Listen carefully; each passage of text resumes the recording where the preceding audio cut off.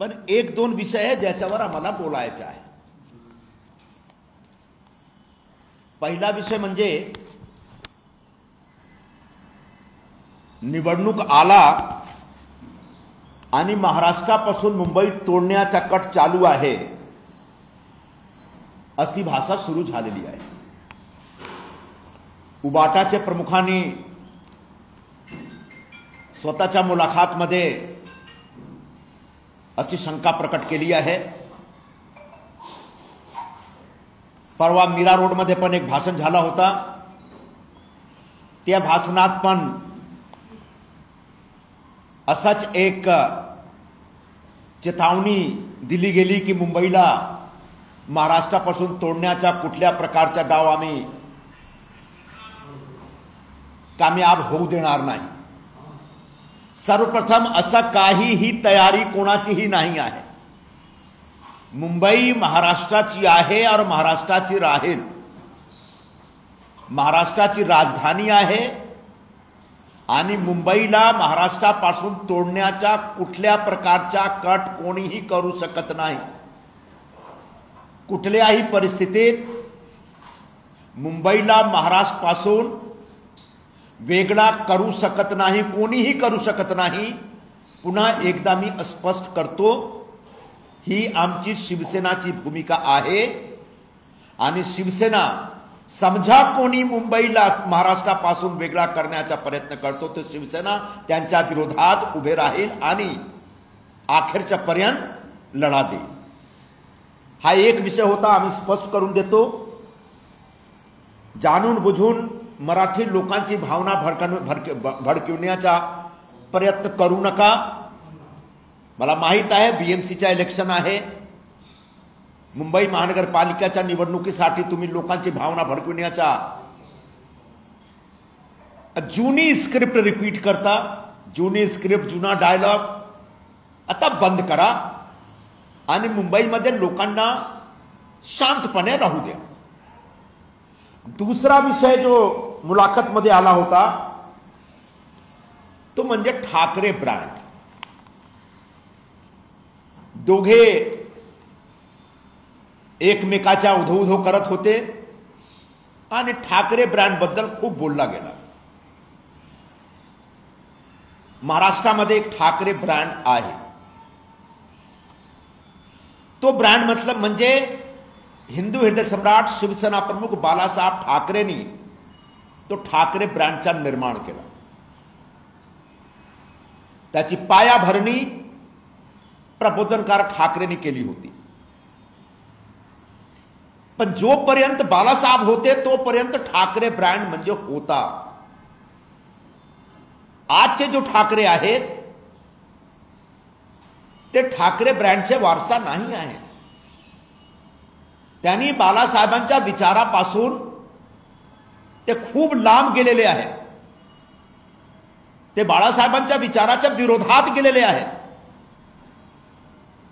ज्याप्रमाणे उबाठा प्रमुखनी काँग्रेस बरोबर युती केली तो बाळासाहेब ठाकरेंच्या विचाराच्या विरोधात होता. त्याचप्रमाणे दुसरे भाऊ हिंदीच्या विरोधात आणि हिंदुत्वाच्या विरोधात भूमिका घेतात, तो पण बाळासाहेबांच्या विचाराच्या विरोधात आहे. आज बाकी जो ठाकरे ब्रँडचे लोक आहेत क्लेम करतात, एक युवा ठाकरे आहेत विधान भवनचे पायरीवर बसून त्यांचे जो सहकारी आहेत, वरिष्ठ आहेत, ज्येष्ठ आहेत, त्यांच्या टिंगल करतात. हा ठाकरे ब्रँड नाही आहे.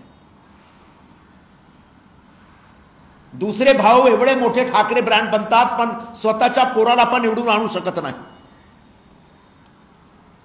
जोपर्यंत बाळासाहेब होते तोपर्यंत ठाकरे ब्रँड होता. आता मराठी माणसाचा मान सन्मान आणि मानबिंदूचा जो नवीन प्रतीक आहे तो म्हणजे एकनाथ शिंदे आहे. आता महाराष्ट्राच्या राजकारणात दोन नवीन ब्रँड आहे.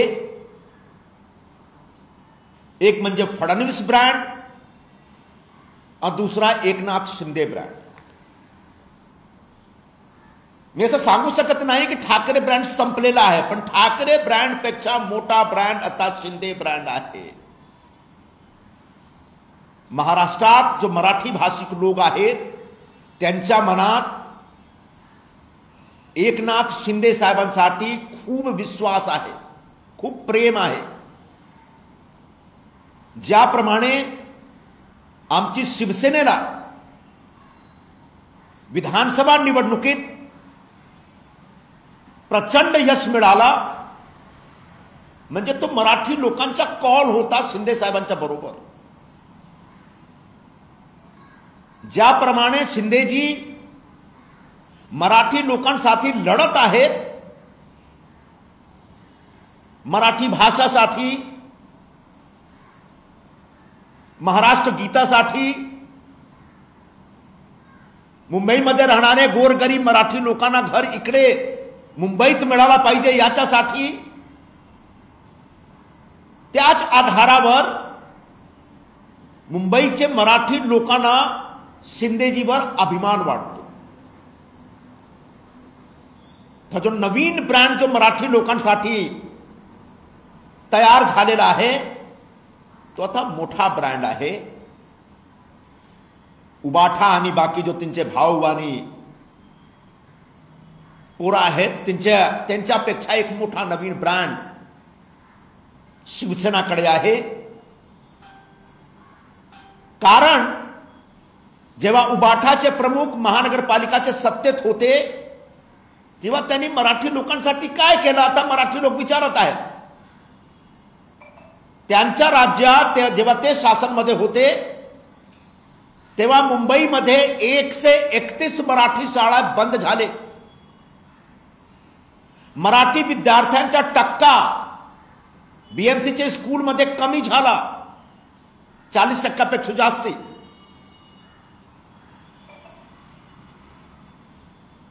महानगरपालिकामध्ये जेवढे कंत्राटदार होते सगळे नॉन मराठी, अमराठी, आणि त्यांच्या बरोबर त्यांच्या घेणं देणं होता. हा सर्व विषय मुंबईचे मराठी भाषिकांना माहित आहे. यासाठी मी सांगू इच्छितो आणि जोरात सांगतो की गेल्या विधानसभा निवडणुकीमध्ये पण मराठी लोकांच्या जास्ती मत उबाठाला नाही भेटलं. समजा मुस्लिम मत जर नाही भेटले असते उबाठाला तो शरद पवार साहेबांचे जो आमदारांची संख्या आहे त्याच्या संख्यापासून पण कमी होतो. म्हणजे 10 आमदार पण निवडून येऊ शकत नव्हता. हा आजचे नवे ठाकरे ब्रँड आहेत. बाळासाहेबांचं नाव खराब करणारे, बाळासाहेबांचा जो ज्वलंत विचार आहे, हिंदुत्वाचा विचार आणि मराठी माणसासाठी न्याय आणि हक्कासाठी लढण्याचा विचार, त्या विचार पुढे घेण्याची जो जबाबदारी आहे एकनाथ शिंदेजीने घेतलेली आहे. आणि गेल्या विधानसभा निवडणुकीत महाराष्ट्राच्या लोकांनी शिंदे साहेबांवर विश्वास दाखवला. त्याचप्रमाणे आता मुंबई महानगरपालिकामध्ये पण मुंबईचे मराठी भाषिक शिंदे साहेब बरोबर उभे राहणार. 60 पेक्षा जास्ती नगरसेवक जो उबाठाचे आहेत तो सध्या आमच्या पक्षामध्ये आहेत. दररोज पक्ष प्रवेश चालू आहे. वेगवेगळे जो जिल्ह्यामध्ये जो बाळासाहेबांनी जो तयार केली होती शिवसैनिकाची फळी, ते सगळे उबाठाला सोडून शिंदे साहेबांचा नेतृत्व स्वीकार करत आहेत.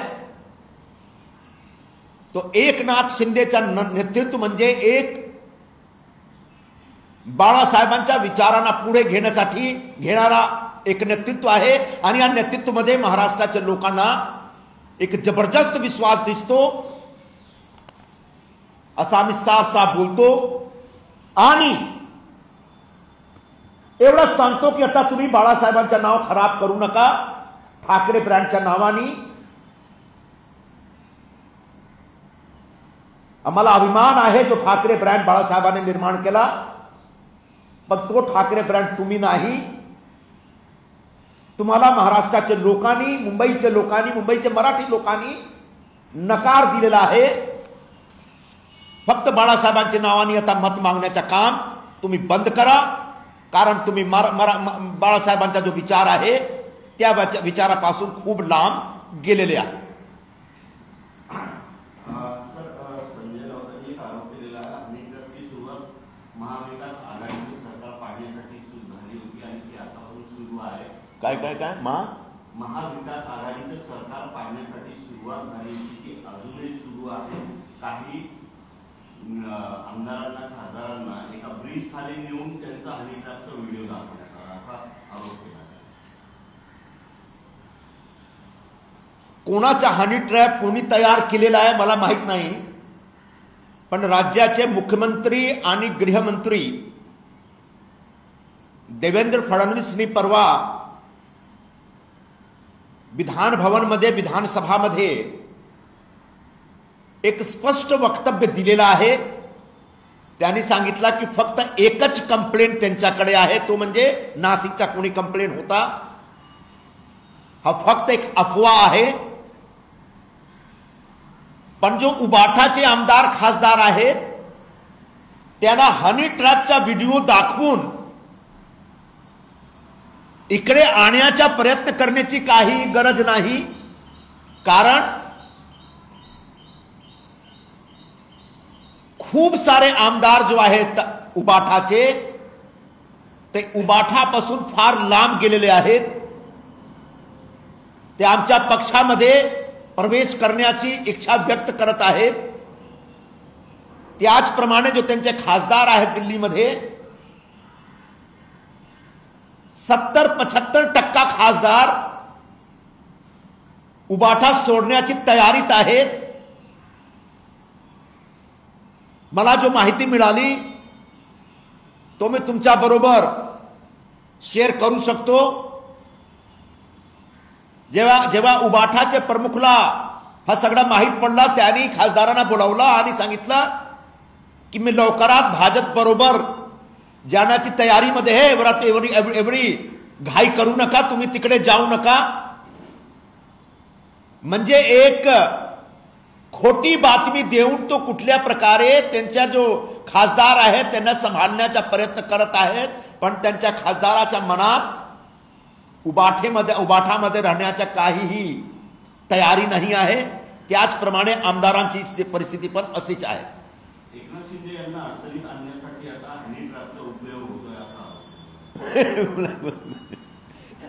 हा संजय राऊत दररोज एक चुकीची बातमी पसरवतात आणि संध्याकाळ होत महाराष्ट्राच्या लोकांना असं माहीत पडतो की तो एकदम खोटी बातमी होती.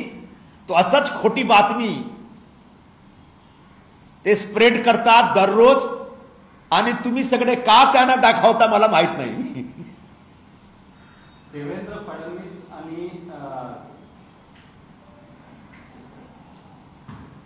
आदित्य ठाकरे यांच्या मुलाखतीत एक बातमी आला होता. त्याच्यानंतर आदित्य ठाकरेंनी सांगितलं की ही बातमी ऐकून एक जनशिवसेनेचे एक प्रमुख गावी जाणार.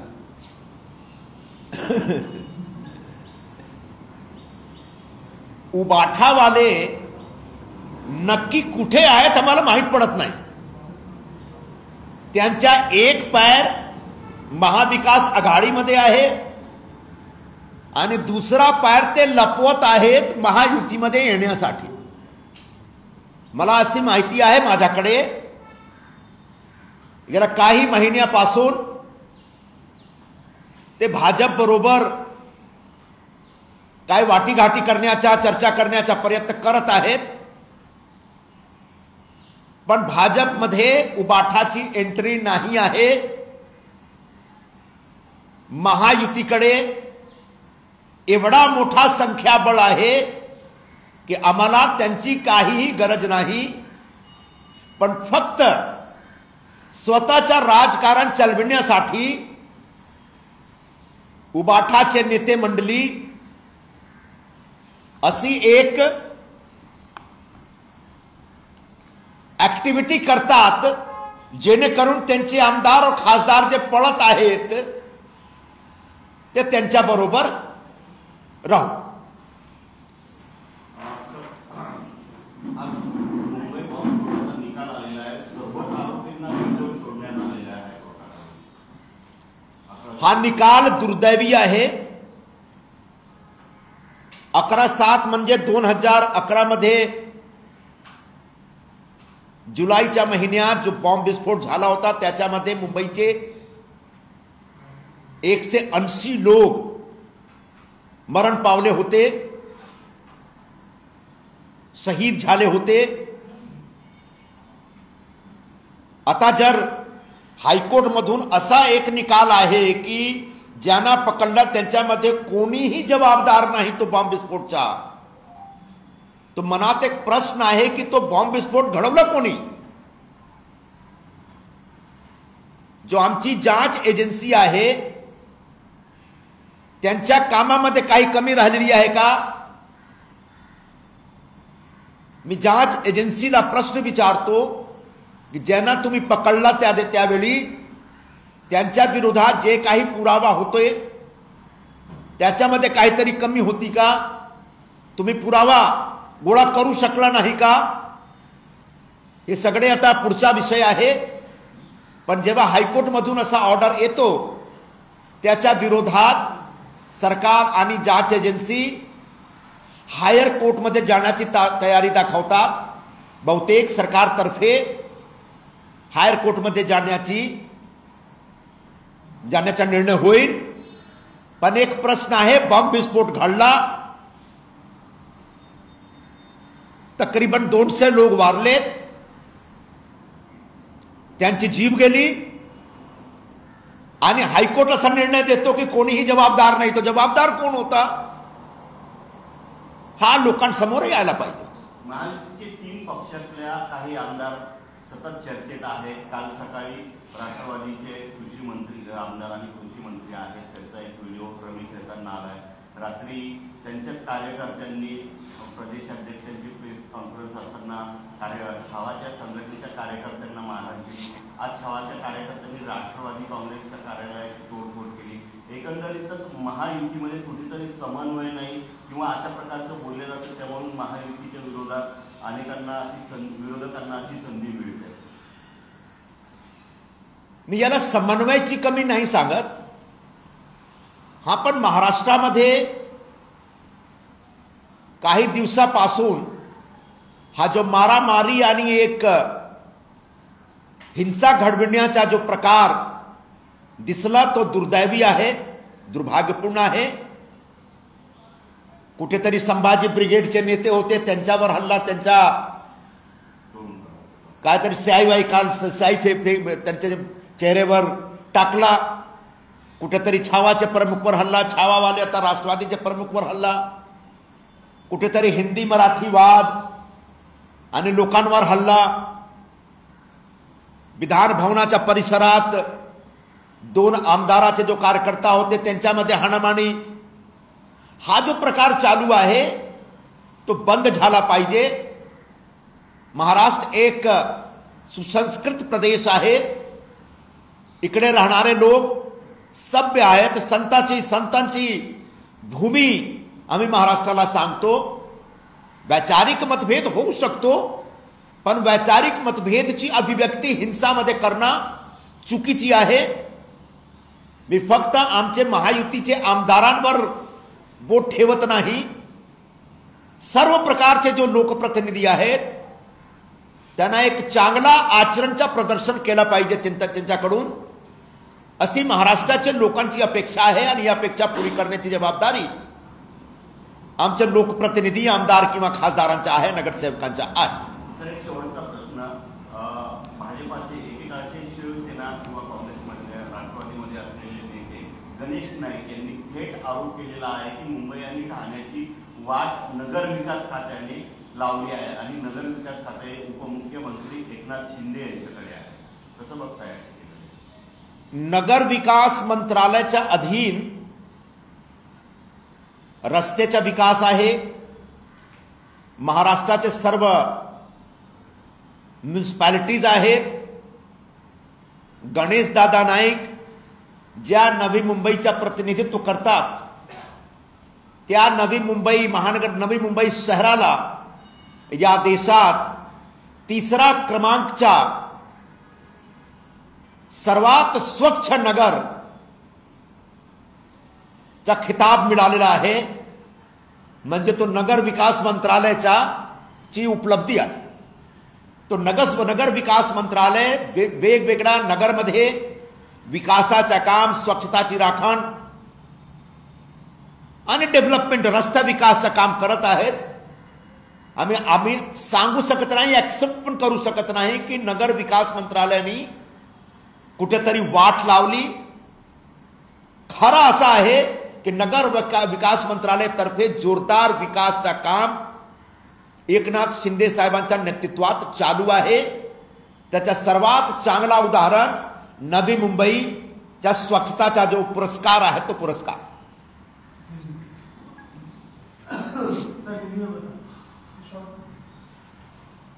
अब वो ठाकरे ब्रांड वाला तुम लोग हिंदी में चलाओगे? आप सवाल जवाब कर लो. सर, एक पिछले 3-4 मानसून सत्र के दौरान भी जब एक मुख्यमंत्री ने उद्धव ठाकरे को एक ऑफर दिया, उसके बाद से काफी चर्चा हो रही थी. फिर उसके बाद डायरेक्टली कई मुलाकातें भी हुई. आदित्य ठाकरे और सीएम की एक मुलाकात एक होटल में हुई. इसके क्या मायने निकाले जाए? क्या ये शिवसेना शिंदे गुट को असहज करने के लिए हो रहा है? शिवसेना शिंदे गुट को किसी प्रकार की गलतफहमी नहीं है.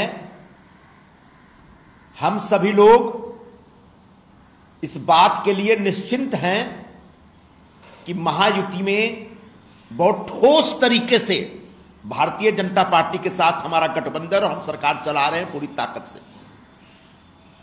इस बीच फडणवीस जी ने विधान परिषद में हंसते हंसते उद्धव ठाकरे जी को कह दिया कि साहब 2029 तक हम तो उधर नहीं आते हैं, चाहिए तो आप इधर आ जाना. पता चला दूसरे दिन उनके कार्यालय में पहुंच गए और तीसरे दिन मैंने देखा भीड़ में पीछे से पीठ पे थपकी मार मार के बोल रहे, देवेंद्र जी मुझे बात करनी है. ये ऐसा दिखता है कि उबाठा वाले खुद कंफ्यूजन में हैं, क्योंकि उनको समझ में आ रहा है कि उबाठा के नगर सेवक छोड़ के जा रहे हैं, पार्टी के पदाधिकारी रोज छोड़ के जा रहे हैं, जिले जिले में संगठन खत्म हो गया है. अब बाला साहब जी के नाम पे आखिर ये पार्टी कब तक खींचेंगे? तो ये कोशिश कर रहे हैं, इन्हें कोशिश एक अरसे से कर रखी है, लेकिन महायुति में उबाठा की कोई एंट्री नहीं है, महायुति में उबाठा की कोई आवश्यकता नहीं है. यह भूमिका महायुति की तरफ से मैं आपके सामने रख रहा हूं. संजय जी, एक सवाल ये भी जानना चाहेंगे कि जिस तरीके से मराठी बनाम हिंदी का विवाद चल रहा है, अब कभी लोकल ट्रेन में बहस हो गई है, कहीं घाटकोपर में बहस हो गई है, कहीं पिटाई हो गई है. इस पूरे मुद्दे से क्या ठाकरे ब्रांड जो है वो और मजबूत हो? आपके आने से पहले मैंने ठाकरे ब्रांड के ऊपर डिटेल में बताया है. हिंदू हृदय सम्राट शिवसेना प्रमुख बाला साहब ठाकरे जी ने ठाकरे ब्रांड का निर्माण किया, जिसकी जो जड़ों में जो स्थापना करने का काम था वो प्रबोधनकार ठाकरे ने किया. लेकिन बाला साहब जी के बाद वो ठाकरे ब्रांड आगे लेके जाने की क्षमता उनके बाद के ठाकरे लोगों में नहीं है. यही वजह है कि महाराष्ट्र के लोगों ने दोनों भाइयों को लगभग नकार दिया है. जो मराठी हिंदी विवाद बढ़ा करके अपनी राजनीतिक रोटी सेकना चाहते हैं, उनको महाराष्ट्र के लोगों ने सिर्फ 1.5% वोट दिया है. और जिन्होंने कांग्रेस से हाथ मिला के हिंदुत्व के साथ दगा किया है, उनको विधानसभा में मुश्किल से 20 एमएलए मिले. एक भाई ऐसे हैं जो अपने बेटे को जिता नहीं पाते, दूसरे भाई ऐसे हैं जो अपने बेटे के लिए 2-2 आमदारों को खरीदते हैं. ये ठाकरे ब्रांड बाला साहब जी ने नहीं बनाया था. आज ठाकरे ब्रांड से भी ज्यादा मजबूत और आश्वासक, लोगों में विश्वास पैदा करने वाला जो ब्रांड है वो एकनाथ शिंदे ब्रांड है।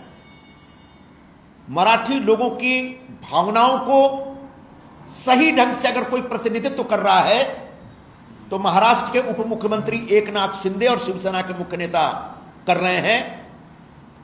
मराठी लोगों का विकास हो, मराठी लोगों का कल्याण हो, मराठी लोगों के तमाम तकलीफों को दूर किया जाए, चाहे उनकी आवास की समस्या हो, शिक्षा की समस्या, स्वास्थ्य की समस्या हो, इस पे दिन रात जितनी मेहनत शिंदे जी कर रहे हैं उसको लेकर के महाराष्ट्र के लोगों में उनके प्रति एक जबरदस्त विश्वास पैदा हुआ और उसका नतीजा यह है कि विधानसभा चुनाव में हमारी शिवसेना को एक जबरदस्त कामयाबी मिलती है।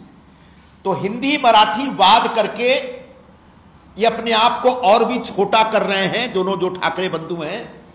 बाला साहब कभी हिंदी विरोधी नहीं थे, वो हिंदुत्व में विश्वास करते थे, राष्ट्रीय भावना में विश्वास करते थे। और एक बार फिर मैं बोलता हूं कि हिंदी भले राष्ट्रभाषा नहीं है, लेकिन हिंदी एक राष्ट्रीय भाषा है। और जैसे मैं राष्ट्रीय भाषा बोलता हूं, कुछ लोगों को गलतफहमी हो जाती है कि मैं राष्ट्रभाषा बोलता हूं। जी नहीं, राष्ट्रभाषा नहीं है, लेकिन राष्ट्रीय भाषा है, भारत सरकार की सरकारी भाषा है, देश के 10 राज्यों में बोले जाने वाली भाषा है। और इस देश में जब स्वतंत्रता आंदोलन हुआ था तो उस आंदोलन की भी मुख्य भाषा हिंदी भाषा थी। ऐसे हिंदी भाषा के खिलाफ जाके ये दोनों भाई बाला साहब के विचारों के साथ धोखा कर रहे हैं। सर, आपने बताया कि महायुति के लिए उद्धव ठाकरे की जरूरत नहीं, मतलब किस तरह?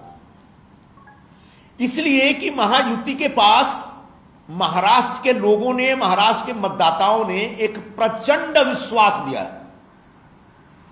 बहुत बड़ी संख्या में हमको आमदार मिले, विधायक मिले, और ऐसे में सरकार चलाने के लिए जितने विधायकों की आवश्यकता है उससे भी बहुत ज्यादा हमारे पास है। तब हमको किसी दूसरी पार्टी की आवश्यकता ही नहीं है। और मैं इसलिए इस बात को जोर देके कह रहा हूं कि ये कई महीनों से प्रयास कर रहे हैं। प्रधानमंत्री मोदी जी से मिलने का टाइम मांग रहे हैं, गृह मंत्री अमित शाह जी से मिलने का टाइम मांग रहे हैं, उनको टाइम नहीं मिल रहा है, क्योंकि बीजेपी ने साफ साफ कह दिया है कि हमारे पास असली शिवसेना है। आपके जैसे कांग्रेस के गोद में बैठी हुई उबाठा की आवश्यकता महायुति को या भारतीय जनता पार्टी को या एनडीए को नहीं है। सर, कांग्रेस के नेता सर मुरलीधरन ने कहा है कि शशि थरूर अब हमारे लिए नहीं रहे, क्योंकि बार-बार वो पीएम की तारीफ की है। ये कांग्रेस का दुर्भाग्य है कि शशि थरूर जैसा एक ओजस्वी वक्ता, लोकप्रिय नेता और अंतर्राष्ट्रीय स्तर पर जिनकी ख्याति है, उनके महत्व को कांग्रेस नहीं समझ पा रही है। अगर शशि थरूर कांग्रेस छोड़ते हैं तो ये कांग्रेस का नुकसान होगा, शशि थरूर का नहीं। जहां तक प्रधानमंत्री जी की प्रशंसा का प्रश्न है, तो भारत के प्रधानमंत्री श्री नरेंद्र मोदी जी काम इस तरह के कर रहे हैं कि विपक्ष में बैठे लोग भी अगर निष्पक्ष हैं तो उनको तारीफ करनी पड़ती है। और जब काम अच्छा है तो वो देश का काम हो रहा है, किसी व्यक्ति का नहीं। और ऐसे में जब राष्ट्र हित में काम हो रहा है तो उसकी तारीफ करने की पूरी जो एक जिम्मेदारी बनती है हर व्यक्ति की बनती है। और मुझे लगता है शशि थरूर उसी दायित्व का निर्वहन कर रहे हैं। देखो सर, राज ठाकरे को ये लगता है कि ये हिंदी मराठी की विवाद करके वो मराठी का खुद को हितैषी बता पाएंगे, उनकी राजनीति कम से कम बीएमसी चुनाव में चमक जाएगी। देखिए, मैं इसका थोड़ा बढ़िया से विश्लेषण कर दूं, कम शब्दों में करूंगा। राज ठाकरे जी का प्रारंभ से यही मुद्दा रहा है। 2005, 6, 7, 8 में जब भी उनकी पार्टी शुरू हुई, मुझे एग्जैक्ट ईयर नहीं मालूम है, तो इसी तरीके से मराठी भाषा के नाम पे, मराठी समाज के नाम पे वो मारा मारी हिंसा करते थे। फिर भी 2009 में इस आधार पर उनको काफी कामयाबी मिल गई थी। उसके बाद भी ये हरकत करते रहे तो 2009 में जो उनको 6-7% के आसपास वोट मिले थे, वो घटते घटते आज 1.5% हो गया। इसका मतलब महाराष्ट्र का और मुंबई का जो मराठी भाषिक समाज है वह राज ठाकरे और उनके लोगों की, उनके कार्यकर्ताओं की इन हरकतों को स्वीकार नहीं करता है, यह स्पष्ट है। तो ऐसे में अगर उनको फिर लगता है कि हिंदी मराठीवाद पैदा करके किसी गरीब कमजोर व्यापारी को, बैंक में काम करने वाले किसी कारकुन को, या फिर किसी डिमांड में काम करने वाले किसी एक सिपाही को, या फिर किसी एक स्टाफ को दो लाफा मार के, दो तमाचा मार के उससे जबरदस्ती, या फिर किसी वॉचमैन को मार के आप मराठी भाषा का मान सम्मान बढ़ाना चाहते हैं, तो ये बहुत ही गलत सोच है आपकी। इससे मराठी समाज के लोगों को भी, उनको भी अच्छा नहीं लगता। उनको भी लगता है कि इससे महाराष्ट्र का नाम खराब हो रहा, मराठी भाषा का नाम खराब हो रहा। सर, आज से लगभग 19 साल पहले 711 ट्रेन में सिविल ब्लास्ट हुए थे, 180 से अधिक लोगों की मौत हुई और 700 से अधिक लोग घायल हुए थे। उस मामले में आज बॉम्बे हाईकोर्ट का एक बहुत महत्वपूर्ण फैसला आया और मकोका का जो फैसला था, 5 लोगों को फांसी, 7 लोगों को उम्र कैद, वो सभी के सभी 12 आरोपियों को कोर्ट ने बरी कर दिया और ये कहा कि जो कहानी, जो बात एटीएस अपने दावे में कर रही है, वो सबूतों के आधार पर साबित नहीं कर पा रही। ये बहुत ही दुर्भाग्यपूर्ण फैसला है और इस फैसले को हम स्वीकार नहीं करते, क्योंकि मुंबई की लोकल ट्रेनों में जब ब्लास्ट हुआ और जिसमें 180 के आसपास मुंबईकरों की जान गई, तो निश्चित तौर पर इसके पीछे एक बहुत बड़ा षड्यंत्र था और किसी ने बम विस्फोट का षड्यंत्र रचा था। अब हमारी जांच एजेंसियों ने जिनको भी गिरफ्तार किया, जिनके खिलाफ केस चलाया और नीचे की अदालत ने उनको फांसी की सजा और बाकी सारी सजाएं दी, उसके बाद अगर हाईकोर्ट ये कहता है कि इनमें से कोई भी जिम्मेदार नहीं है, तो प्रश्न ये उठता है कि उन ट्रेनों में बम विस्फोट किया किसने? क्या 180 लोगों की जान का कोई जिम्मेदार नहीं है? उनकी मौत का कोई जिम्मेदार नहीं है? निश्चित तौर पर नोबडी किल्ड जेसिका लाल जैसा सीन नहीं बनना चाहिए। जांच एजेंसियों को पूरे प्रकरण की नए ढंग से जांच करनी चाहिए और जिन लोगों ने भी यह षड्यंत्र रचा था उनको नए सिरे से पकड़ना चाहिए। और इसके लिए आवश्यक हो, और एक परंपरा भी रही है कि जांच एजेंसियां और सरकार हायर कोर्ट में जाकर के अपील करेगी और 180 निर्दोष मुंबईकरों की जो जान गई है उसका बदला लेगी।